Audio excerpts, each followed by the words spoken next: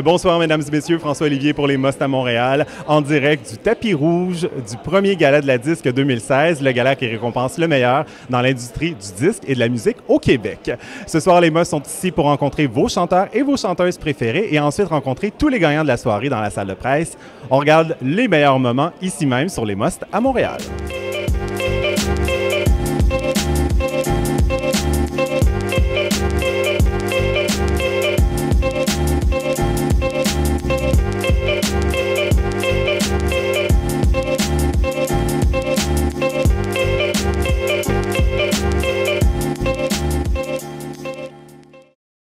Bonjour René, bonjour Patrick. Bonjour. Félicitations. Merci. Album Country.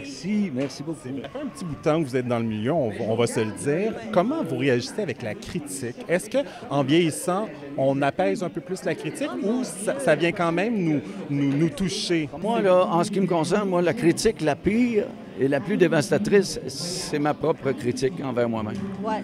Je suis jamais content de ce que je fais. Je me suis longtemps détesté. Mais là, je m'aime beaucoup mieux sur le vieux. Moi, tu sur le tard un peu. Là. Ouais.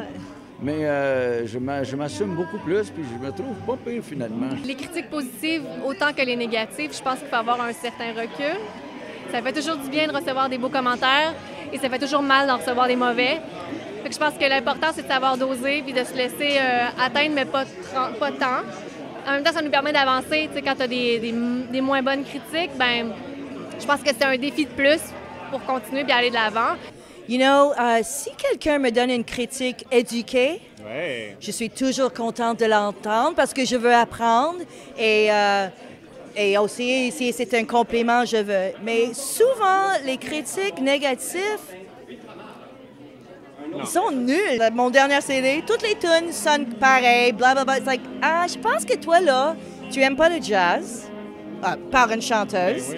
Tu penses que je suis quétaine, puis tu as un biais contre moi. Tu as écouté peut-être 15 secondes de chaque tune de même, là. Et c'est vrai que quelques arrangements sont similaires, mais jazz, là, c'est complexe.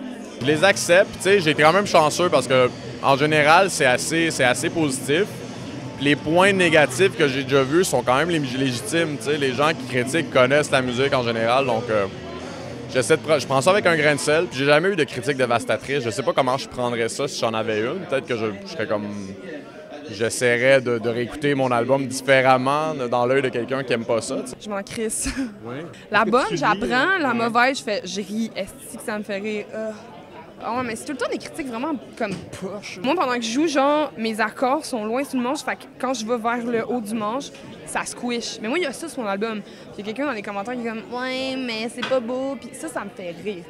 Bien, j'en ai, moi, je suis chanceuse, j'en ai quand même pas eu beaucoup de négatives. Les négatives étaient vraiment négatives, par contre. C'était méchant, non.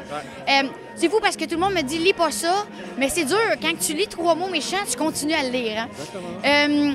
Des fois, ça m'a blessée, mais je me suis dit ça fait partie de la job en même temps. Je comprends. Les gens ont le droit de parole, ont le droit à leur opinion. Ça aussi, je le comprends très bien.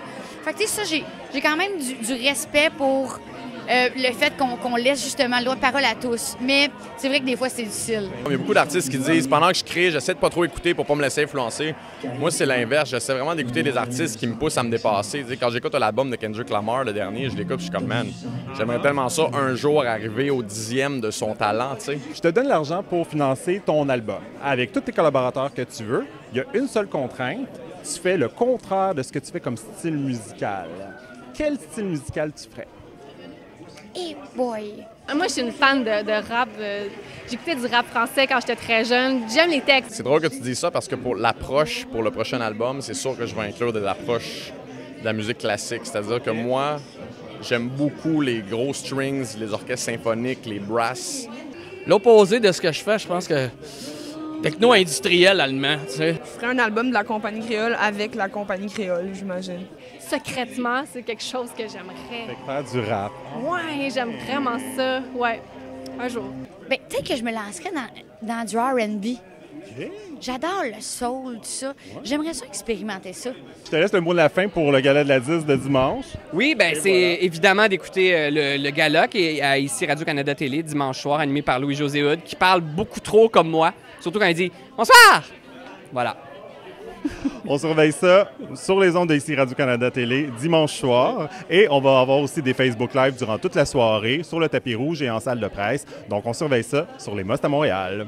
Ciao! Félicitations! Merci, je le tiens fièrement, mais c'est tellement lourd, là. Je me plaindrai pas parce que je suis contente. Ben exactement, ça va faire des muscles un peu. Ah, je suis morte. C'est une fille qui s'entraîne quand même beaucoup. Fait Oui, que tu devrais alors être je vais capable. faire des pipes. Exactement.